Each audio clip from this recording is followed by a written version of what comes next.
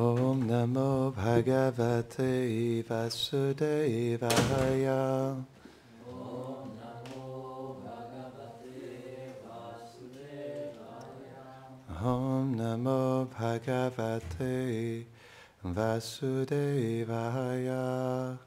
Om Namo Bhagavate Vasudevaya. Om Namo Bhagavate Vasudevaya. Om Namo Bhagavate Vasudevaya.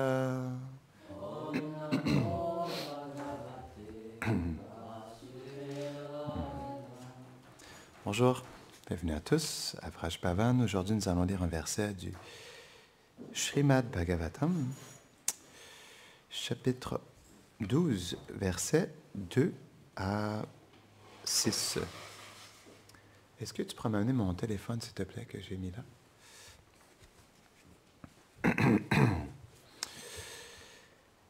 Tasya janma mahabudhe. Merci. On va juste lire le verset 5 et 6 ensemble, d'accord? Tasya janma mahabudhe karmani cha mahatmana nidhanam cha yatai vasit sapritya gatavanyata tadidam shrotumichamo gaditum yadimanyase bruhina shradadhananam yasya gyanam dakchuka. Nous sommes résolus à entendre parler de Shri Parikshit.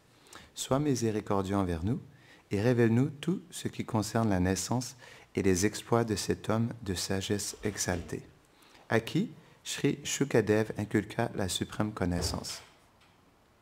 Nous sommes très désireux de savoir comment il a quitté ce monde et comment il a atteint Vaikuntha, la demeure du Seigneur. Verset 4.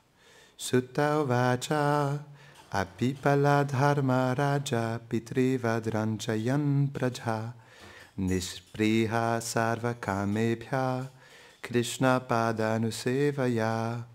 Sutta dit, ayant son mental toujours engagé dans le service de Shri Krishna, le roi Yudhishthir était totalement libre de tout désir matériel. Il prenait soin de tous les sujets de son royaume avec beaucoup d'affection comme un père pour son fils. Versets 5 et 6. Veuillez répéter après moi. Sampada kratavo loka Mahishi brataro mahi Jambudvipadipatiam cha Yashashchatri divam gatam Kimte kama surasparha Mukundam manasodvija Adicharur mudam ragya Kshuditasya yate tare. Traduction. Ô Brahmana. La renommée de ses richesses immenses, des sacrifices qu'il avait offerts en vue d'atteindre une meilleure destination, ses reines, ses frères, sa vaste terre, sa souveraineté sur Jambudvip, la terre, et sa célébrité avaient atteint les planètes célestes. Même les demi-dieux convoitaient son opulence. Mais parce que son esprit était uniquement absorbé dans le Seigneur Mukunda, rien d'autre ne pouvait le satisfaire, tout comme un homme affamé ne peut trouver de plaisir dans quelque chose d'autre que la nourriture. Commentaire. La richesse et la puissance du roi étaient telles qu'elles étaient même désirées par les demi-dieux, ce qui indique que ses gloires, tant il était vertueux et exemplaire, étaient répandues jusque dans les planètes supérieures. C'est pourquoi leurs habitants étaient prêts à l'accueillir parmi eux. Mais toutes ces choses procuraient-elles le bonheur au roi? Non. La raison est donnée. Il pensait constamment au Seigneur Mukunda.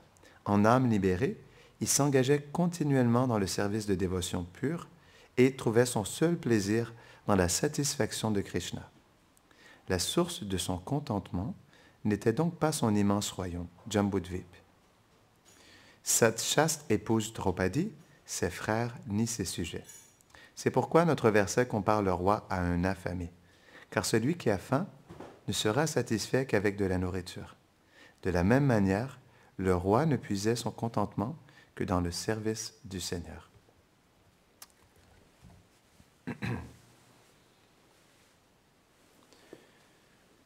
Om Agyanatimirandasya Gyananjarashrakaya Chakshurunmiritam Jena Tasmai Shri Gurave Namaha Shri Chaitanya Manobishtam Stapitam Jena Bhutare Svayam Rupa Kedamayam Dadati Svapadantikam He Krishna Karuna Sindho Dinabandho Jagatpate Gopisha Gopika Kanta Radha Kanta Namostute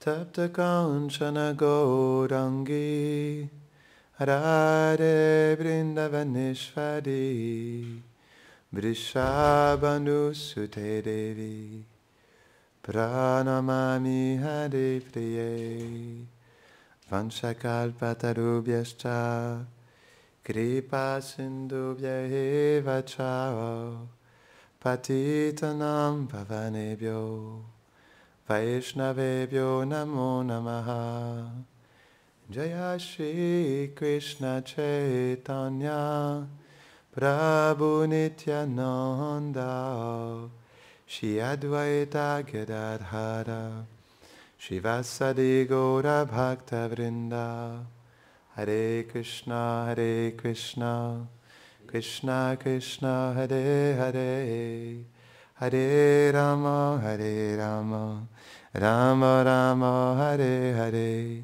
Hare Krishna Krishna Krishna Hare Hare Hare Rama Rama Rama Hare Hare Hare Krishna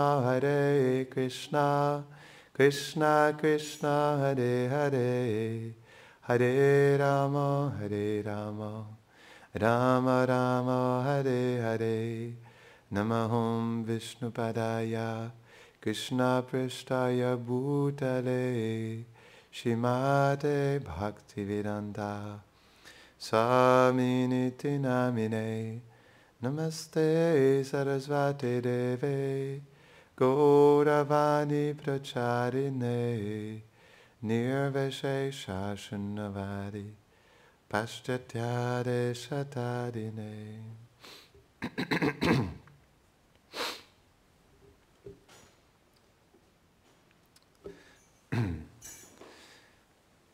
C'est intéressant la fin du verset. Mais parce que son esprit était uniquement absorbé dans le Seigneur Mukunda, rien d'autre ne pouvait le satisfaire, tout comme un homme affamé ne peut trouver de plaisir dans quelque chose d'autre que la nourriture. Donc c'est la nourriture qui nous satisfait. Mais dans ce monde, il y a une autre sorte de nourriture. Prahlad Maharaj, il explique ça. C'est une nourriture qui est très dégoûtante, quoi. Il explique qu'une personne, en fait, elle mange son propre vomi. C'est l'opinion de Prahlad Maharaj. Parce que tout ce qu'elle fait, en fait, c'est se nourrir du plaisir matériel, de la concupiscence. Et donc, elle mange son propre vomi parce qu'il n'y a pas de nourriture, en fait, dans le plaisir matériel. Parce que dans la concupiscence, il n'y a que le plaisir de nos sens. Donc, naturellement, ce n'est pas une nourriture qui est très savoureuse.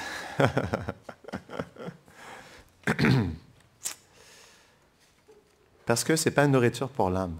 C'est ça la réalité. On peut avoir tous les plus grands plaisirs de ce monde, non? Et on voit, il y a des gens qui ont beaucoup de plaisir matériel. Il y a des gens qui sont multimilliardaires, pas millionnaires, multimilliardaires. Comment il s'appelle? Je ne me rappelle pas de son nom, mais Bill Gates, non, il a des milliards, il est peut-être centaines de milliards de dollars, non? Mais est-ce qu'il est réellement heureux? Il faut lui poser la question. Je me rappelle, j'avais déjà entendu qu'il avait une piscine et lorsqu'on rentrait dans l'eau, on entendait de la musique. C'est une piscine ultra sophistiquée, quoi. Donc, donc oui, c'est ça. Les gens pensent que c'est de la nourriture, mais en réalité, comme c'est juste la matière, et la matière, c'est de la matière inerte, ça ne peut pas être une réelle nourriture. Parce que tout ce que ça nourrit, c'est le corps. Ça peut nourrir le corps grossier, le corps subtil, mais ça ne nourrit pas l'âme. Donc, ce n'est pas une nourriture en réalité. Parce que l'âme n'est pas du tout nourrie. C'est ça le point. L'âme n'est pas du tout nourrie, en fait, par tous les plaisirs de ce monde. Au contraire, elle se sent encore plus perdue et confuse. C'est ça la réalité. Donc, c'est pourquoi la réelle nourriture est de satisfaire, en fait, d'être absorbé dans le Seigneur Mukunda. Et je vais vous partager une histoire qui explique à merveille ce point. Donc, dans le mois de septembre, il y a ce qu'on appelle Pitri Paksha. Est-ce que vous connaissez ça? Pitri Paksha. Je ne connaissais pas ça. En fait, c'est un mois qui est spécial parce que c'est le mois où il y a une pleine lune qui s'appelle Bhadra Purnima. Et dans le 12e chant du Bhagavatam, chapitre 13, verset 13, c'est expliqué, si pendant le jour de la pleine lune du mois de Bhadra Purnima, on place un Srimad Bhagavatam sur un trône d'or et on l'offre en cadeau à quelqu'un, cette personne atteindra la destination transcendantale suprême. Intéressant. Pardon? Ouais, c'est ça. Mais on peut... ouais, c'est ça. On pourrait trouver un trône plaqué or et... Mais c'est intéressant. Et c'est pourquoi dans ce mois-ci, il y a des disciples de Prabhupada, comme par exemple Vaisheshika Prabhu, qui font un festival de distribution de Srimad Bhagavatam de Srila Prabhupada. Et ce mois-ci, ils en ont distribué 35 000 sets complets de Srimad Bhagavatam. Donc, c'est de très bon augure.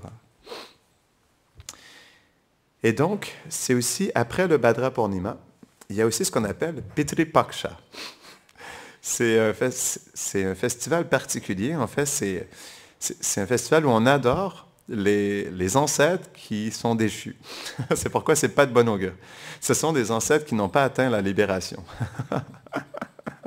Mais on doit quand même les adorer parce que c'est pourquoi, c'est expliqué dans le Bhagavatam, les ancêtres qu'on ne nourrit pas avec du Shraddha, on est supposé leur donner du Prashadam pour qu'ils atteignent des planètes supérieures, ou pour qu'ils puissent continuer à vivre sur Petri Loka.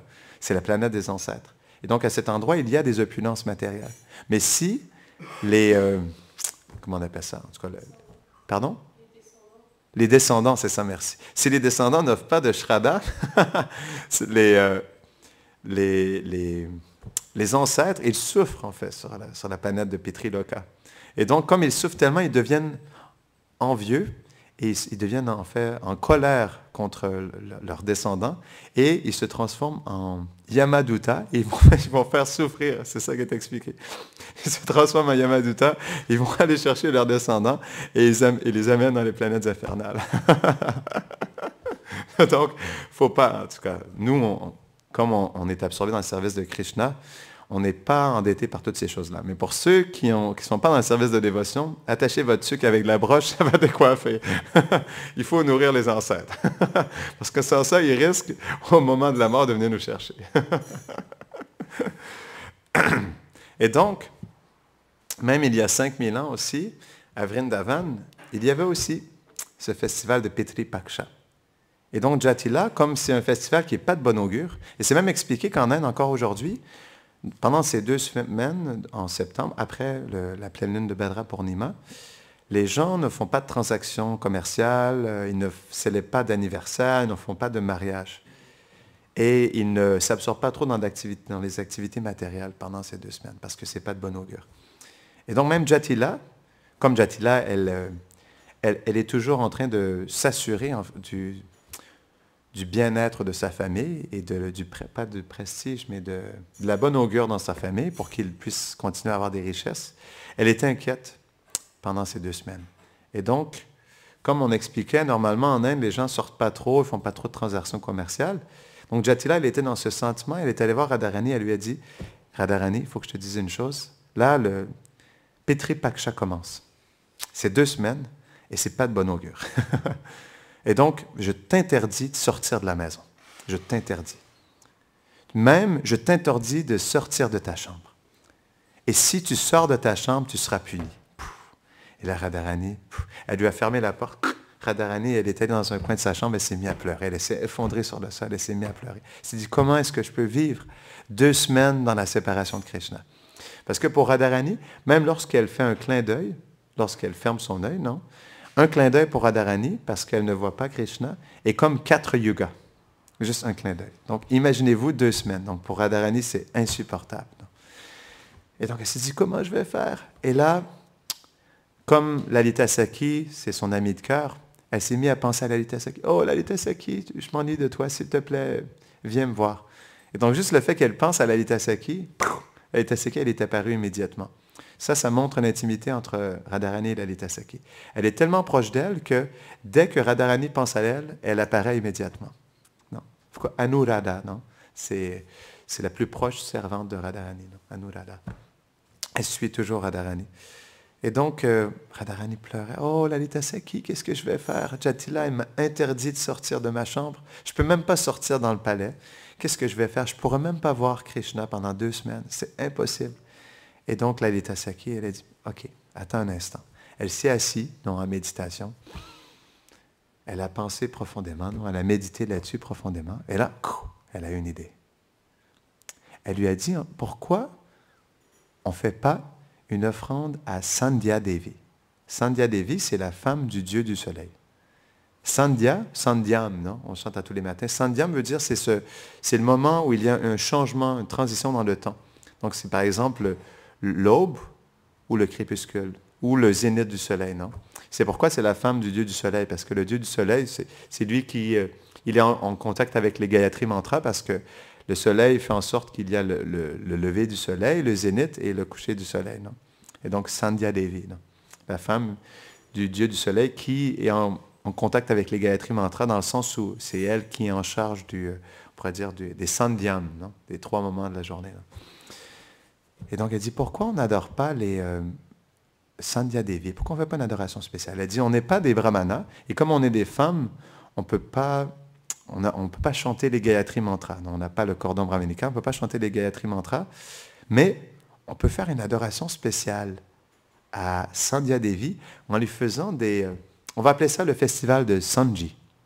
Et on va faire des magnifiques designs floraux, donc, comme ils font dans le festival de Rangoli. Même encore aujourd'hui à Vrindavan, j'en ai déjà vu, hein, c'est très beau. Ils font des magnifiques designs floraux et des designs avec de la poudre aussi. On fasse des maisons avec des petites chandelles de ghee. Non?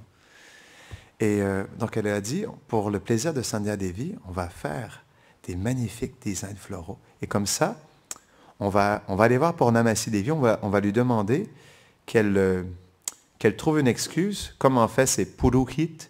C'est elle qui... Purohit, ça veut dire elle est experte dans l'adoration des déités et dans tous les shastras. On va lui demander qu'elle trouve quelque chose dans les shastras qui parle de ce festival de Sanji. Et donc, ensemble, Radharani et Lalita Sakhi, elles sont allées voir Purnamasi. Et donc, elles lui ont expliqué qu'est-ce qui se passait, que Radharani, comme c'était... En fait, non, ce qui s'est passé, non, c'est ça. Elles sont allées voir... Oui, c'est ça, elles sont allées voir Purnamasi, juste avant que Radharani soit enfermée. Et donc, elles ont expliqué leur plan. Lalita Sakhi lui a expliqué qu'il voudrait faire un festival spécial avec des designs floraux pour l'adoration de Sandhya Devi. Mais là, Lalita Sakhi, elle lui a dit, comment est-ce qu'on va donner cette excuse à Jatila? Comment est-ce que ça va être possible? Purnamasi a dit, faites-vous en pas, je vais m'arranger de tout, je vais tout organiser. Vous avez juste à retourner à Javat, et donc vous pouvez expliquer ça à Jatila, et elle viendra me voir et je pourrai lui expliquer où se trouve dans les Shastras ce verset qui explique qu'on doit adorer Sandhya Devi pendant le Pitri Paksha pour attirer la bonne augure. Donc ils sont retournés à Javat. Donc ils sont allés voir Jatila. Et donc Lalita Sakhi, elle a exprimé son plan. Elle lui a dit, donc, comme c'est la période du Pitri Paksha, nous aimerions faire une offrande à Sandhya Devi. Et comme nous ne pouvons pas chanter les Gayatri Mantras, nous aimerions faire des designs floraux pour offrir à Sandhya Devi pendant ce Pitri Paksha. Et donc Jatila, elle a dit, quoi? J'ai jamais attendu ça. Donc, ça fait longtemps qu'à tous les ans, je célèbre le Pitri Paksha et j'ai jamais entendu qu'il y avait une adoration de Sandhya Devi avec, normalement, oui, avec des Gayatri Mantras par les Brahmanas, mais j'ai jamais entendu que ça se faisait avec des designs floraux. Donc, elle a trouvé ça bizarre. Elle leur a dit, attendez-moi un instant, je vais aller voir Purnamasi. Donc, elle est allée voir Purnamasi. Elle a dit, Purnamasi, donc Lalita Sakhi m'expliquait que pendant la période de Pitri Paksha, on adore Sandhya Devi avec des designs floraux. Je sais que c'est adoré avec des Gayatri Mantras, mais j'ai jamais entendu ça. Et donc, Purnamasi, elle lui a dit oui, dans une section très secrète des Védas. Ce qui n'était pas vrai. Hein?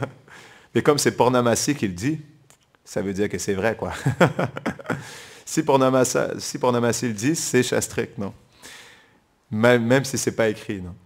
Et donc, elle lui a dit oui, dans une section très secrète des Védas, il y a un verset qui explique le processus pour adorer Sandhya Devi avec des designs floraux. Et Jatila a dit, ah oui, ah ok, je ne savais pas. Donc, elle est retournée à la maison et donc elle leur a dit, ok, donc oui, vous pouvez faire ce festival. Pourquoi Lalita Sakhi, elle avait eu cette idée? Parce que pour faire ce festival, ça prenait beaucoup de fleurs.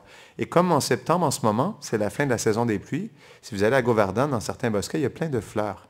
Il y a des champaka, des camélies, des kadamba, des parijata, pas en ce moment, mais à Vrindavan, il y a des fleurs parijata aussi.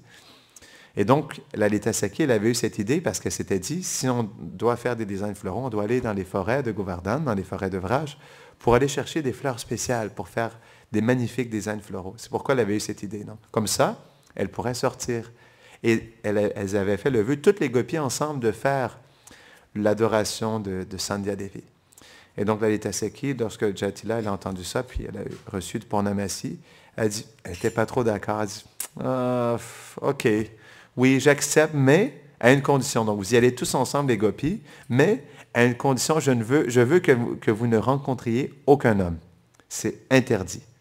Parce que si vous allez rencontrer des hommes dans les forêts de Vrindavan, vous serez probablement la ruine, en fait, de mon fils, Abhimanyu, et de ton époux, Radharani, Abhimanyu. Donc, OK. Finalement, Jatila, elle a accepté, elle a acquiescé. Donc, ils sont les gopis, Radharani, Lalita Sakhi, tout son groupe de gopis, sont allés plus spécifiquement à Govardhan, tout près de Govindakun, et il y avait des magnifiques fleurs dans les bosquets qui étaient avoisinants à Govindakun. Comme on expliquait, il y avait des champaka, des camélies, des kadamba, des parijata, toutes sortes de fleurs. Non? Et donc, elles ont commencé à accueillir des fleurs.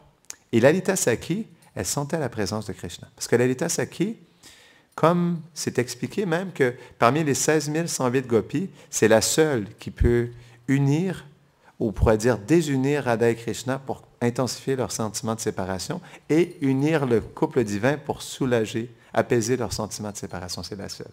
C'est ce que les acharyas expliquent. Donc, elle a un rôle particulier et à cause de ça, elle a plein d'espionnes partout à travers Vraj pour toujours, à chaque instant, savoir où Krishna se situe et qu'est-ce qu'il fait aussi et quel est son horaire de la journée. Et donc, Lalita Sakhi, à travers ses espions, elle savait que Krishna, il dormait parce qu'il avait fait paître ses vaches à Govindakun et donc, il dormait non loin de Govindakun dans un bosquet de fleurs, en dessous d'un bosquet de fleurs. Et donc, Lalita Sakhi, elle a senti qu'il était là. Et là, elle a parlé à Radharani, elle lui a dit, « Oh Radha, en fait, ne savais-tu pas que non loin d'ici, il y a un magnifique bosquet de fleurs bleues noirâtres. Et ce sont des magnifiques fleurs. » Radharani a dit, « Ah ouais, ok. Oui, pourquoi on n'irait pas aller les chercher? » Donc, elles arrivent tout près du bosquet de fleurs. Et là, qu'est-ce que Radharani voit? Elle voit Krishna qui est allongé et qui dort, tout peinard, en dessous d'un bosquet de fleurs. Et Radharani, elle était prise de gêne, toute timide. Elle a baissé, en fait, c'est expliqué. Elle a baissé ses yeux comme ça, non? Et dans sa timidité, elle n'osait pas regarder Krishna. Et donc, Krishna, il était là, juste à côté. Et donc, Lalita Sakhi, elle expliquait, « Oh, qu'est-ce qui se passe? Comment se fait-il qu'il y a des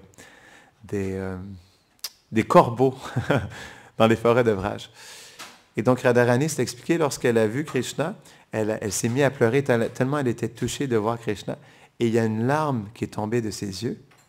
Et c'est tellement beau, quand cette larme elle a tombé, dans la larme, elle a vu la réflexion de la beauté de Krishna. Et dans cette réflexion, toute la beauté de Krishna était présente dans la réflexion de sa personne sur cette goutte. Et Radharani, elle était complètement absorbée à voir la beauté de Krishna à travers cette goutte, comme ça. Juste à travers une goutte d'eau, une goutte de sa larme. Non? Et donc, un peu pour pimenter le tout, Lalita Sakhi, elle explique, « Oh, mais que fais-tu ici? Pourquoi es-tu là? » Et là, Krishna se réveille, et là, il voit Radharani, il voit Lalita Sakhi, et il dit, « Ben, ne savez-vous pas que c'est ma forêt ici? Je dors ici, je me repose dans ma forêt, et c'est moi qui est le propriétaire de cette forêt. » Et là, Lalita Sakhi, elle dit, « Quoi? Qu'est-ce que tu racontes? Toi, un petit gopa, non? Un petit simple gopa, toi, tu es le propriétaire de cette forêt. Qu'est-ce que tu racontes? » Et donc Krishna dit, oui, je suis le propriétaire ici. Et premièrement, mais pourquoi êtes-vous dans ma forêt? Qui êtes-vous? Et d'où venez-vous? Et donc, Lalita Sakhi, comme on sait que Lalita Sakhi, elle est toujours dans des guerres, dans des joutes verbales avec Krishna. Et c'est même expliqué, en fait, Lalita Sakhi, elle est extrêmement experte dans les joutes verbales, que les acharyas expliquent que les gyanis sont on pourrait dire, dans des joutes philosophiques, on pourrait dire dans des argumentations philosophiques. Les gyanis, ils perdent contre l'acharya. L'acharya, il perd contre le Mahajan. Le Mahajan, il perd contre Brahma dans un débat philosophique. Brahma perd contre Shiva. Shiva perd contre Garuda. Garuda perd contre Vishnu. Vishnu perd dans une joute verbale contre Lakshmi. Et Lakshmi perd contre Sarasvati, la déesse de la connaissance, de l'éducation. Sarasvati perd contre Krishna. Et dans une guerre de mots, dans une joute verbale, Krishna perd contre Lalita Sakhi. Donc ça vous montre, oh, il ne faut pas rigoler avec Lalita Sakhi, là. Donc, quand elle est dans son mental, ôtez-vous de là. Et donc, là, Lalita Sakhi, mais qu'est-ce que tu racontes, non? Nous sommes, donc, parce que Krishna lui posait la question, mais qui êtes-vous? Lalita Sakhi, toute fière, nous sommes les gopis, les joyaux de Vrindavan. Et donc, Krishna dit, mais qui êtes-vous? Mais qui est cette jeune fille? Pourquoi est-ce que cette jeune fille, Radharani, non? Il dit, pourquoi cette jeune fille, elle regarde le sol, elle regarde le sol, elle ne me regarde pas. Et donc, Lalita Sakhi, elle dit, pourquoi tu parles comme ça? Elle dit, en fait, nous sommes comme des coucous, et toi, tu es comme un corbeau, et un corbeau qui essaie tout fier de sa personne, en fait, qui essaie de chanter mieux que le chant des coucous, non? Donc, s'il te plaît, arrête de chanter, non? Ton chant est désastreux. Et donc, Krishna, il répète, il dit, mais qui êtes-vous, non? Mais qui est cette jeune fille? Et il dit, ne sais-tu pas qui est cette jeune fille? C'est la fille du roi Vrishabhanu Maharaj, le plus grand de tous les rois. Elle s'appelle Srimati Radharani, non? Toute fière. Comment faire? On pourrait dire dans une assemblée royale, c'est jamais le roi ou la reine qui va s'exprimer « je suis », non. Ce sont ses serviteurs qui vont exprimer « voici la reine de telle contrée », non. Et donc, toute fière d'annoncer la présence de Radharani, cette merveilleuse princesse, Lalita Sakhi s'est exprimée. C'est la jeune fille du roi Vrishabhanu Maharaj, le plus grand de tous les rois. Et donc là, Krishna dit « wow ». Et il dit non, mais tout de même, c'est ma forêt ici, vous ne pouvez pas passer. Et là, il y a une joute verbale entre Lalita Sakhi et Krishna. Et là, Lalita Sakhi, elle dit, écoute, c'est pas ta forêt ici, nous sommes ici pour aller cueillir des fleurs. Et s'il te plaît, pousse-toi, laisse le passage, laisse cette princesse Radharani passer et aller cueillir des fleurs, en fait, pour l'adoration de Sandhya Devi. Et donc, Krishna, quand il a entendu l'ordre de Lalita Sakhi, il n'a pas eu le choix. Il a baissé la tête et il a laissé Radharani passer. Et c'est expliqué que donc Krishna, il observait Radharani qui cueillait des fleurs pour Sandhya Devi. Il était juste complètement absorbé dans la beauté de Radharani qui cueillait des fleurs pour Sandhya Devi. Et donc, Krishna, il est allé voir Radharani et lui a dit... Non, enfin non, un peu plus tard. Donc Krishna, il a apprécié et donc il a pu échanger avec Radharani aussi dans cette forêt. Et à cause de Lalita Sakhi, pendant ces 2 semaines, Krishna et Radharani ont pu se retrouver. Et ce soir-là, quand Krishna il est revenu avec le pâturage, parce qu'il était de retour avec les vaches, et quand il a passé à travers Varshan, Javat, il a vu en fait, en face de la maison de Radharani, un magnifique, c'est expliqué, dans le texte qui décrit ce divertissement, il y a beaucoup de descriptions sur à quel point c'était beau. C'était comme le plus beau de tous les arts. À quel point Radharani, en fait, c'était la plus grande de tous les artistes. Parce qu'elle avait fait un arrangement floraux avec des designs de toutes sortes de fleurs et des poudres. Un arrangement tellement extraordinaire. Krishna, quand il a vu ça, wow! Il lui a dit, mais pour qui as-tu fait ce design floral? Mais d'où as-tu trouvé un tel art, non? Comment as-tu réussi à faire une telle merveille? Et donc Radharani, elle a regardé Krishna. Elle a fait un clin d'œil.